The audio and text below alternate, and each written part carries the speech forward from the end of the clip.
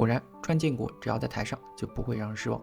这次的幺蛾子完全不亚于他正在和全世界同时进行的贸易战，他居然又发动了一场战争，而且是让全世界，包括美国人民都措手不及。关于伊朗这个国家为啥会被视为是自由世界的敌人呢？以及为啥一直是大国博弈的中心之一呢？网上有很多的视频说得很好，一句话总结就是资源、地理位置、宗教、皇权、民主，再加上本身的不安分，加在一起就变成了刺头一个。老吴今天不想说这些，只是想聊一下这次战争给我们这种普通吃瓜群众带来的各种活久见。首先是这次战争的突然性，全世界包括伊朗和美国人民都是一脸懵逼。虽然美国和以色列，特别是以色列，最近几年一直和伊朗都是边打边谈的态度，但好歹对外口径一直都是希望能通过谈判达成和平协议。25年、26年都谈了好几轮，但同时还不断轰炸所谓的核设施，确保伊朗不会发展出核武器。这里面最积极的刺头就是以色列。举个例子，这是 CNN 总结的去年6月份美国和以色列空袭过的伊朗的地点，基本一个国家的1/3的地方都被打过了，而其中绝大多数都是以色列打的，图中标记成红色，超级积极。而反观美国，只是象征性的打了3个黄色的地点，而其后不管真假， Trump 对外还是宣称美伊的协议已经在路上，他已经准备好了。到了2026年，美国依旧是一边谈判一边在中东集结兵力施压，特别是先后派出了林肯号和福特号航母，但当时大部分人都觉得这些只是极限施压，推动和平协议。最近的一次谈判是在今年的2月26日，也就是战争开始的2天前，在阿曼的斡旋下，美伊双方在日内瓦进行了当月的第3次谈判。2月25日，谈判开始的1天前，据半岛电视台报道，伊朗的外长表示乐观，协议触手可及。2月26日，双方谈判，但最终并没有达成协议，但是呢，似乎也没有当场闹僵。报道比较两极化，例如有新闻媒体报道，双方准备在其后继续在维也纳和谈，而阿曼的外交部长巴德尔·阿布赛迪也在社交媒体上发表文章，表示乐观，说这次谈判有积极的进展。但是也有些媒体，例如《华尔街日报》，调调比较负面，说双方在关键问题上相去甚远。然而就在谈判的2天后，也就是2月28日大周六的早上，大规模的空袭就不请自来。最夸张的是，当天的空袭就把伊朗最高的领袖哈梅内伊以及多位伊朗核心的领导一锅端全部炸死。突然的来，让伊朗人民、美国人民、世界人民一脸懵逼。伊朗方面指责美国这是赤果果的外交诈骗，一边谈判一边空袭。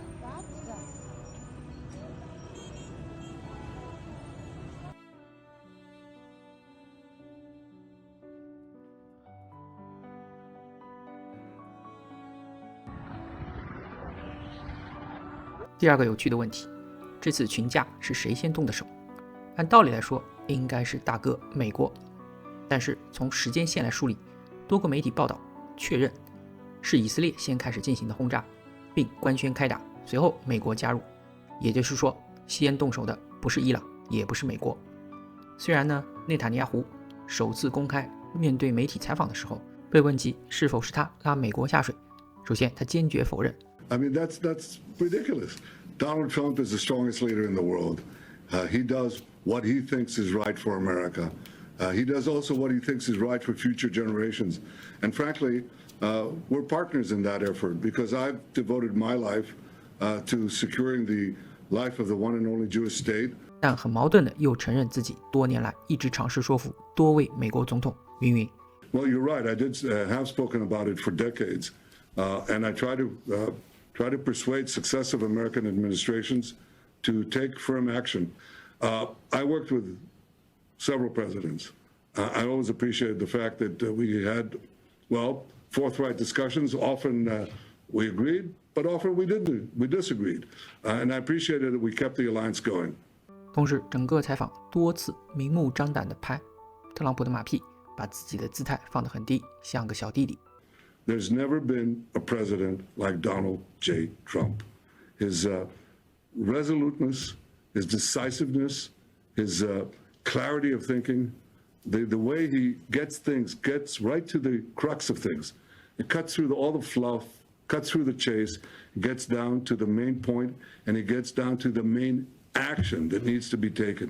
And I think for Israel, and I think for the countries of the free world, let me tell you, I think for the world, we're very lucky to have him as the leader of the free world, and in fact, the leader of the world. He's brought America back to being the leader of the world. 把这些都加在一起，虽然不敢下结论，美帝是被以色列拖下水的，但至少可以结论，这么些年，以色列都是处心积虑身先士卒，而美帝呢，可能并没有那么积极。Trump 似乎也没有那么大的动力在此刻开战，毕竟伊朗不是委内瑞拉，地方大有资源，人也多，还有很强的军事基础。不管咋样，打伊朗是不可能在1-2天之内解决战斗的。此刻的 Trump 中期选举在即，支持率的基本盘本来还有一些，他也一直以低通胀、结束了很多战争等等为自己的主要功绩，看起来打一场持续的战争并不划算。最新的一些民调也确实显示了相反的结果。当然了，也有一些观点从宏观的角度说，这对于加强美元的霸权以及抢占石油资源等有利，但这似乎也很难 justify 一场可能会引爆中东甚至是全球的战争，更多可能是一种长期博弈的态度比较合适。于是乎，一种很大的可能性是，你带着小朋友和狗子出去玩，小孩和狗子上去欺负别人家的小孩，作为大人你能怎么办？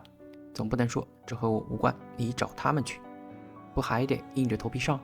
甚至还得帮内塔尼亚胡擦以色列国内的屁股，呼吁给他赦免。这倒是给未来地缘政治军事冲突提出了一些警示，这种不讲武德一记被猪队友拉下水的情况会不会成为常态？第三点是前面2个点的延续，也就是在比较突发并且有可能被猪队友拉下水的情况下，美国有没有准备好这场战争？如果战争的对手是伊朗这种实力的国家，毛想想应该是要做好充分的准备和计划的，但是种种的迹象暗示可能并没有。首先是对 timeline 的预估， Trump 去年提到潜在战争的时候用词是会非常快，后来变成了可能是几小时或者是几天，而最近的表述已经变成4周甚至更长，变化相当大。而美国的战争部部长在新闻发布会上被问到这个问题的时候，更是直接发表，一边继续捧川黄，一边怒怼记者。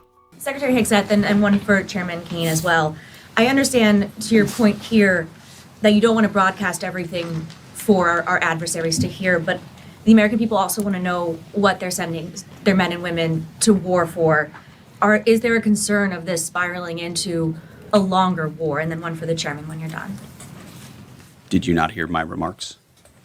I mean, we're ensuring the mission gets accomplished, but we are very clear-eyed, as the president has been, unlike other presidents, about the foolish policies of the past that recklessly pulled us in to things that were not tethered to actual clear objectives. So we know, we have plans, we have generals, we have chairmen, we have commanders, CENTCOM commanders, Admiral Cooper, who's executing very deliberately to ensure outcomes that I laid out are accomplished. But we would never, in front of a press pool, lay out how long that may take. The mission for our warfighters, which is what matters to us, is very, very clear. And they're executing it right now violently. I heard the question about 4 weeks. It's the typical NBC sort of gotcha type question. President Trump has all the latitude in the world to talk about how long it may or may not take. 4 weeks, 2 weeks, 6 weeks. It could move up, it could move back. We're going to execute at his command the objectives we've set out to achieve. And what he has shown an ability to do that other presidents can't quite seem to have the aperture to do, well, I mean, Joe Biden didn't even know what he was doing, is to look for opportunities and off-ramps and escalations for the United States that creates new opportunities to execute what we need on our own timeline. So you can play games about 4 weeks, 5 weeks. He has all the latitude, and I'm glad he does, because there's no better communicator than our president expressing those things. Daily Mail. I've been in meetings with the president for the last 2.5 days. We know exactly where his headspace is, and he will communicate as he should exactly what he would like, and we will follow those orders. And I think everything he said on that is right down the middle. 战争准备的第2个问题就是弹药的问题。28号开打，第2天3月1号，《华尔街日报》就有报道称，美国的爱国者以及萨德系统拦截弹消耗过快，至少可能会得从其他地方来挪，影响例如欧洲的供应。第3天3月2号就又有跟进的报道，例如 CNN 提到，已经面临缺乏战斧导弹和 SM-3拦截弹的境地。如果是真的，那么美国海军攻击和防御能力将大大减弱。另外，由于俄乌战争也面临爱国者导弹的短缺，如果坐实，那么往后中东各国防空能力都会大大减弱。这些质疑可能并非空穴来风，例如今年1月6号，洛克希德马丁就公布了国防部的 PAC-3，也就是爱国者增产的合同，一下子增加了3倍之多。这个时间点和第一艘派过去的航母林肯号的时间点比较一致，可能真正响打也是从今年年初差不多1月份左右开始，而1个多月以后就已经开打，是不是有点仓促？路透社3月3号也爆料，五角大楼准备追加500亿美元的国防预算，用于补充中东行动的弹药，并且要本周马上召集洛克希德马丁及雷神等公司紧急会议，施压他们增产。而刚刚 Caroline 在白宫记者会上也证实了这一点，进一步说明这个战争至少在弹药的准备上并不那么充分。 But as you know, the president has been in pretty direct correspondence and public correspondence with defense contractors, asking them to aggressively speed up their manufacturing of American-made weapons, which again are the best in the world. 3月6号周五，由 Trump 亲自主持与7家军工巨头的会议在白宫如期举行。会后 ，Trump 自己以及多家媒体报道，核心武器的订单以及产量主要就是各种导弹将翻4倍，利好军工公司的股票。但是美国制造是否能那么容易增产落地不好说，毕竟需要的产业链比较长，也需要产业链的协调才能达成。总体来说，开始的这几天美军的进攻倒是组织得不错，毕竟武器和信息都高出几个段位，但是防御的准备就饱受诟病，特别是针对廉价无人机的防御捉襟见肘。不管用美制的啥武器来打，经济上都很不划算，还不一定打得到。网上中东被伊朗无人机袭击的视频到处都是。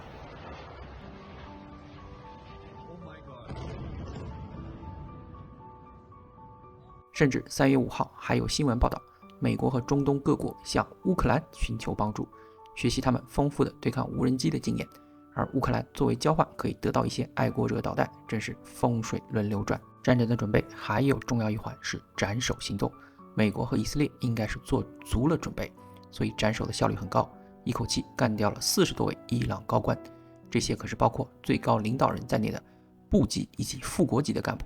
别说是对伊朗，即便是对美国，一口气干掉这么多都得乱成一团。可是另一方面，继任者的安排问题呢？对美国来说，最好的结局应该是最小的代价，迅速解决战斗，然后安排个代理人拿石油走人，类似于委内瑞拉这种情况。但是最近和德国总理共同出席的记者招待会上， Trump 甚至坦言，他们原本看好的未来接班人已经被炸死，目前不知道谁适合接管，这不就搞笑了吗？ Do you have someone in mind right now? Because you said all the people you did have in mind have been taken out. What do you think? Well, most of the people we had in mind are dead. So, we had some in mind from that group that is dead. And now we have another group, they may be dead also, based on reports. So I guess you'll have a third wave coming in. Pretty soon we're not going to know anybody. But we have, Venezuela was so incredible because we did the attack and we kept government totally intact. And we have Delcy, who's been very good. We have the whole chain of command, and they've been, the relationship's been great. We've taken out 100 million barrels of oil already, and a big part of that goes to them, and a big part goes to us.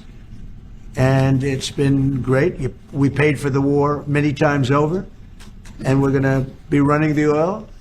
And Venezuela is going to make more money than they ever made, and that's great for the people. The relationship has been great. It's been seamless.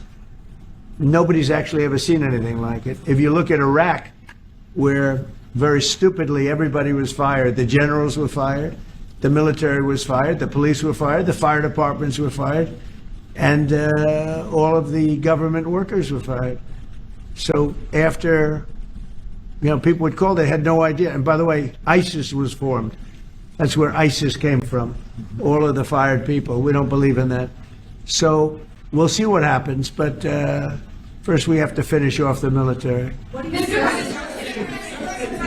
Crown Prince Reza Pahlavi, is he an option at all in your mind? I guess he is. Some people like him, and we haven't been thinking about too much about that. It would seem to me that somebody from within would be more appropriate. I've said that. He looks like a very nice person, but it would seem to me that somebody that's there, that's currently popular, if there's such a person, but we have people like that. We have people that were more moderate. 3月8日，多家媒体，例如 PBS News 报道，哈梅内伊的儿子被选为新一任最高领袖，伊朗官宣也加以证实。当然，由于前面的种种，这个消息毫无意外。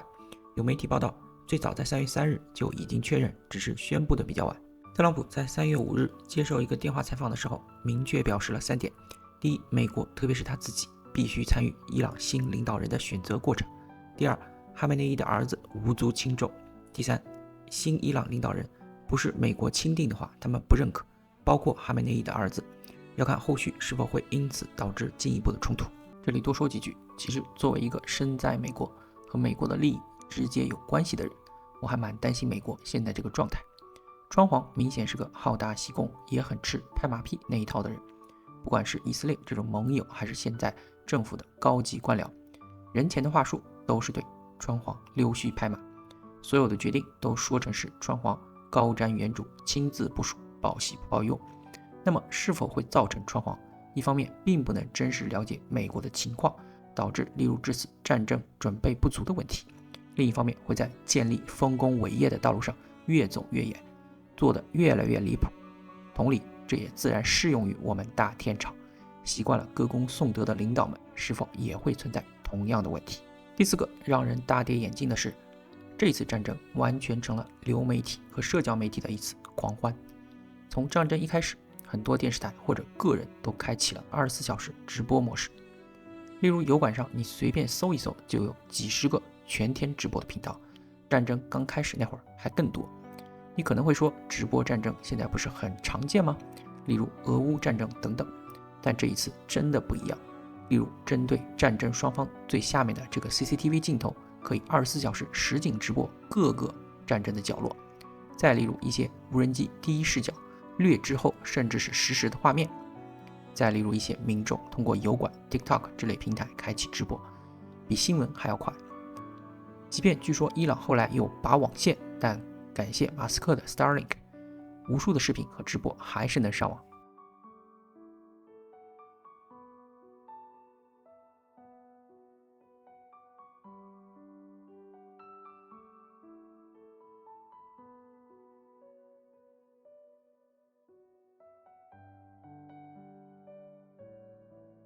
去年最流行的词汇是啥？那必须是 AI。而这次战争在流媒体平台直播，最大的一个亮点也正是 AI 的助力，甚至成为主要信息来源的工具。例如战争爆发当天，我连续看了5个小时 The Enforcer 油管频道直播，是一个比较出名的开源情报频道。他们直播中间会经常切换到他们的 Global War News Map， 这个地图应该是利用一些 AI 爬虫自动从社交媒体上抓取关键词，叠加 Google Map， 并在图上自动打点实现的。还会涉及到其他的一些 AI 应用，对一些例如卫星、火灾数据进行分析、识别、推送。同时，由于很多来源是其他语种，还会涉及到一些 AI 实时翻译的工具等等。当然，也还有其他的一些平台，例如 Agenda Free TV 之类的，会更多利用 AI 工具进行信息监控、分析和抓取，进行实时的报道。总之，比传统的媒体会更快、更刺激。当天老五看得很上头，看到半夜。第五是政治直播化以及认知作战的疯狂。虽然自从 Trump 上台以后，很明显你会发现他很多的政策声明之类的都会先在社交媒体平台公布，而不是通过例如白宫记者招待会之类。前段时间最好的案例就是在 Truth Social 上官宣跨国抓捕马杜罗这件大事。但是就连开战这件事，你敢信他也是第一时间通过社交媒体平台发布的吗？估计当时国会民主党都是一脸懵逼。A short time ago, the United States military began major combat operations in Iran. 而这种我行我素的疯狂还会传染，例如加州的纽森，例如马克龙等等。你会发现这些以前讳莫如深的政治人物，现在越来越多出现在流媒体、社交媒体平台上，没有演讲稿，没有智囊，想说啥说啥，甚至还爆爆粗口，互相骂一骂，口出妄语。以前这些都是国家独裁者的特权，因为不用和别人商量就可以直接表达观点，例如金三胖同学，而突然发现身边多了一堆这种，惊不惊喜？认知作战这块，你看川普上台以后，每次演讲的话术惊人的相似。民主党政府多么昏庸无能，把美国搞得一团糟，是我拯救了美国，我降低了通胀，我提高了美国经济增长，我使得股市屡创新高，我赶走了犯罪的移民，我降低了犯罪率，我把投资和制造业带回了美国，提高了就业，我结束了8场还是几场战争，我抢了委内瑞拉的石油，我重建了美国的军队，提高了参军的人数，我大川皇无所不能，估计除了他也只有上帝才敢这么吹，是不是相当洗脑？有关白宫的频道也动不动就发几个打鸡血的 mega 视频，弄得跟大川皇个人的公众号似的。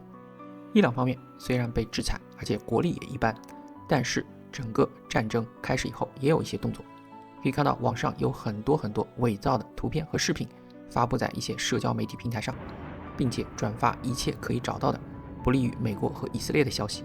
从更新的频率和 propaganda 的内容来看，应该是官方的水军，有些还蛮有趣的。第6个是目前战争的一种状态。往下聊之前呢，先对死难者表示一下沉痛的哀悼，希望尽快结束战争，减少死伤。从美国、以色列联军这边来看，他们是突然发难，抢占先机，看着是炸得轰轰烈烈，目前估计大概有1000平民的遇难，有一部分呢可能是伊朗自己误伤造成的，伊朗军方的死伤就更大。但考虑到他们武器断层式的领先，有绝对的制空制海权，而且已经狂轰滥炸了1周，那么还是可以说他们确实主要的针对是军事的目标，并没有波及到很多民用的设施，否则伤亡会非常巨大。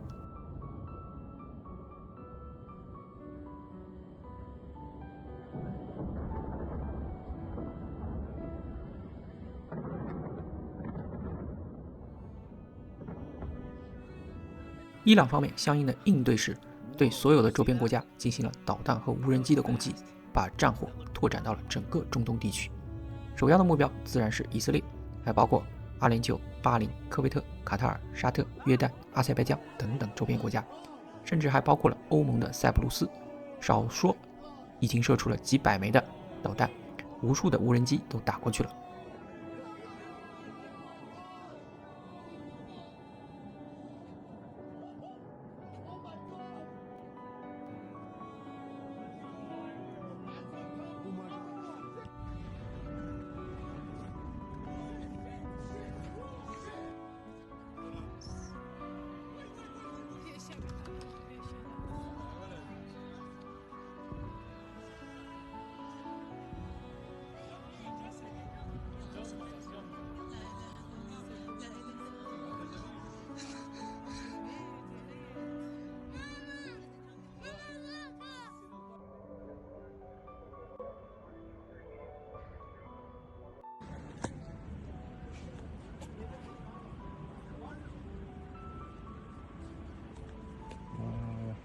Wow. Wow. Wow, another one. Wow, shit. Wow. Oh my god. 迪拜的世界第1高楼附近都受到过明显的攻击，还不止一次，非常的近。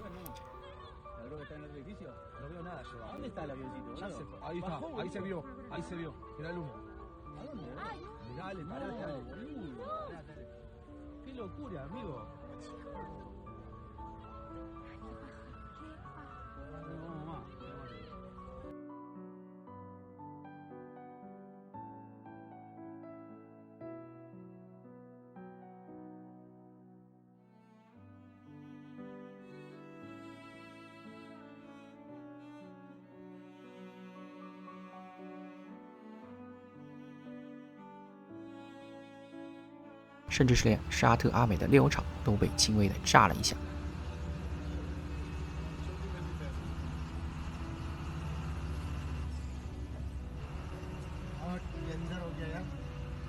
但诡异的是，从死伤和受损的程度来看，似乎微乎其微。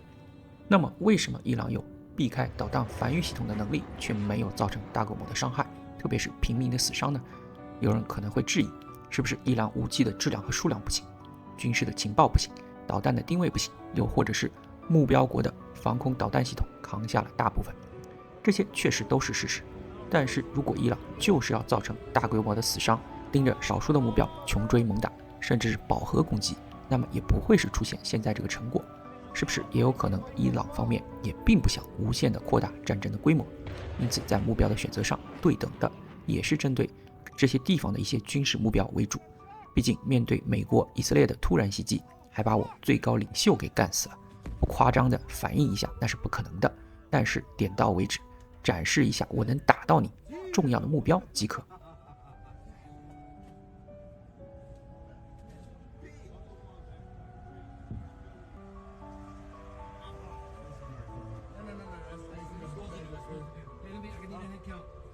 当然了，打到现在，美国、以色列以及伊朗嘴巴都很硬，说和谈不可能，打完再说。但是考虑到美国和伊朗现在都还有战争的底线，留有余地，各自也都有内在的问题，那么耗到一定的程度，谈判停战就有一定的可能性。最新的一些消息，例如北约一些国家已经进场维稳，伊朗由于海军被重创，导弹发射设施大量被毁，导致发射频率大降，双方的库存都有急剧的下降，希望能很快看到这种结果。当然了，这里还是有很大的不稳定因素，一个是世界能源、中东的战争格局乃至欧洲的战争格局是否会因为一些不可控的因素突然升级，另外一个是全球范围内这么多海外的伊朗侨民，甚至是广大的穆斯林，目前还比较安静。但这2天伊朗的一些宗教领袖宣布特朗普和内塔尼亚胡是真主的敌人，也就是对他们发出宗教追杀令，不知道会不会有一些意外的发生，希望不要哈。战争对于普通人最大的影响莫过于金融以及原油的价格，相信这几天加州的小朋友已经体验到了油价从4块多1加仑到6块多1加仑的快感。如果最近大家看看原油期货那个热闹，例如我们看一下纽约商品交易所的原油期货，过去的一天最高涨了 30%， 后来又打到基本平盘，十分的刺激。简单的说，这主要是因为战争导致原油运不出来，个别的国家例如科威特等等，要么因为被打，要么预防性的减产。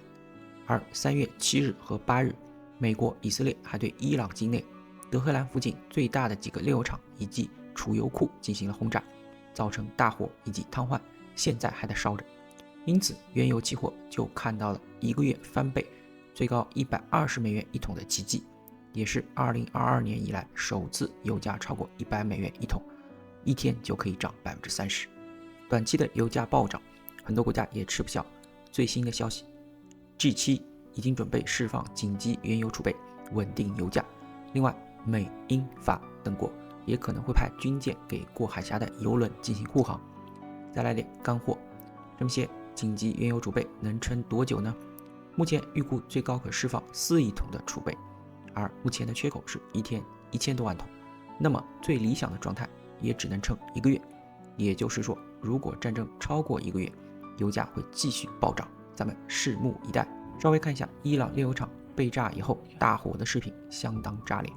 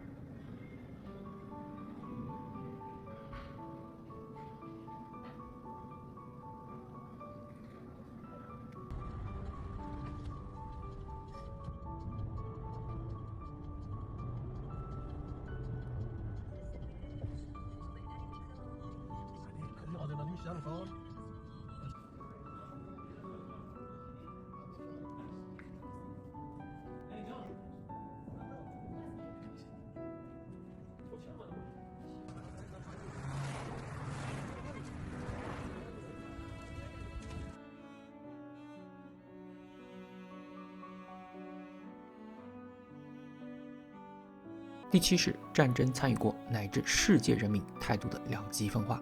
如果这几天你没事上西方媒体，应该能看到很多这种海内外的伊朗人欢呼庆祝的场景。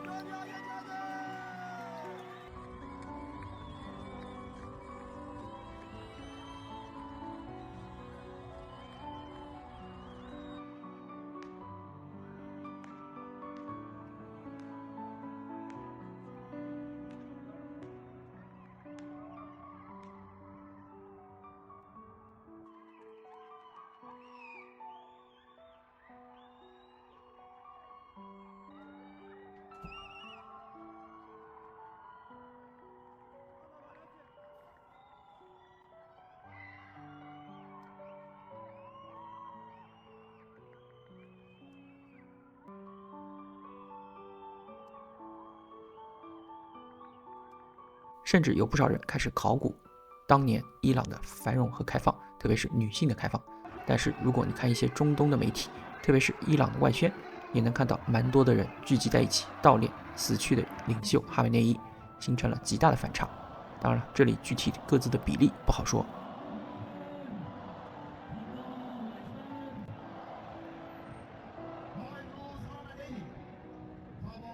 老吴身边有几个伊朗人，其中2个关系比较好，一个是前同事，关系最好，人很 nice， 经常一起喝酒。大概路径就是从伊朗到这边来读博士，虽然有些波折，但总算各种拼留了下来，情商比较高，不得罪人。聊过很多次对伊朗政府的看法，相当的负面。当然了，他不是那种闹事的，熬到去年条件满足，立刻入籍成了美国人，很开心。我还和他讨论过伊朗是否承认双重国籍的问题，貌似是法律上是不可以的，但实操上用伊朗护照入境就好，还是比较 nice。另外一个是在伊朗那边学艺术类的一个朋友，他在伊朗国内的时候就是个积极的活动分子，后来辗转来到美国，通过妻子拿到了绿卡。每次和他聊到伊朗，他都对伊朗限制女性种种恨之入骨。他的小女儿和我的儿子玩得还很好，还曾经一起互相教对方的语言，希望他们能一路顺利。Very good. 这2个人呢，也是无数留在发达国家年轻伊朗人的缩影。他们向往自由，屁股决定脑袋，自然对于哈梅内伊政府是恨之入骨的。而那些悼念的穆斯林，我相信至少有一部分也是真的，毕竟有宗教的羁绊。而反观美国的国内，也是两边互相掐得厉害。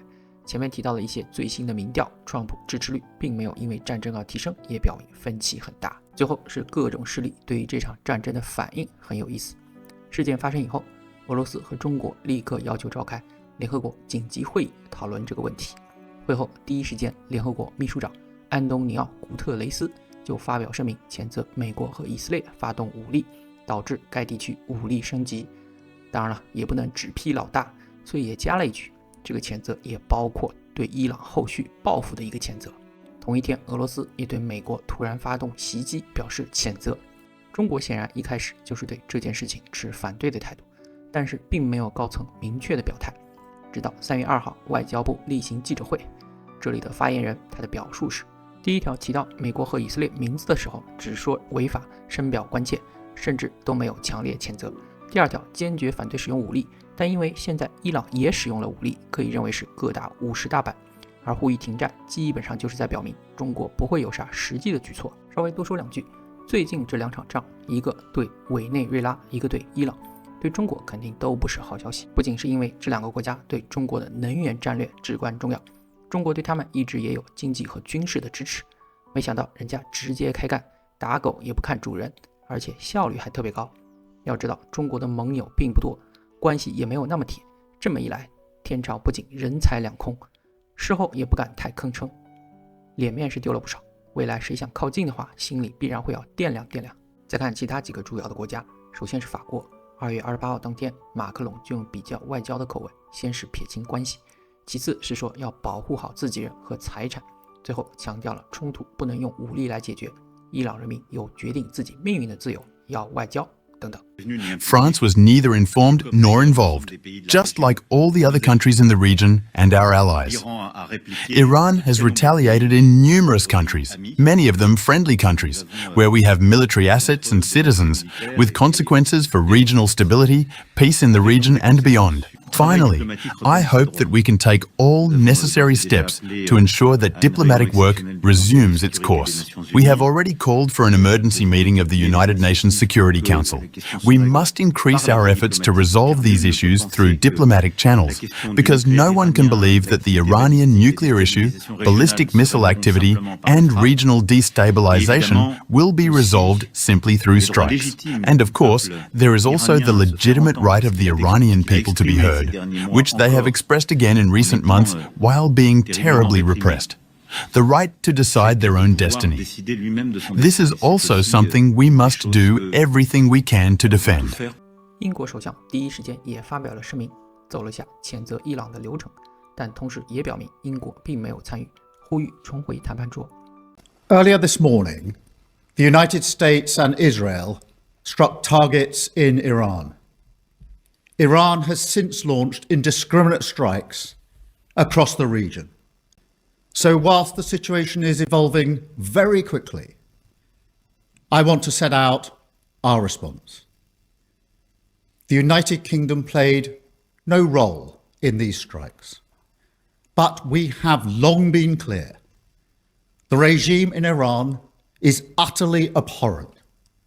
They have murdered thousands of their own people, brutally crushed dissent, and sought to destabilize the region. Even in the United Kingdom, the Iranian regime poses a direct threat to dissidents and to the Jewish community. So it is clear they must never be allowed to develop a nuclear weapon.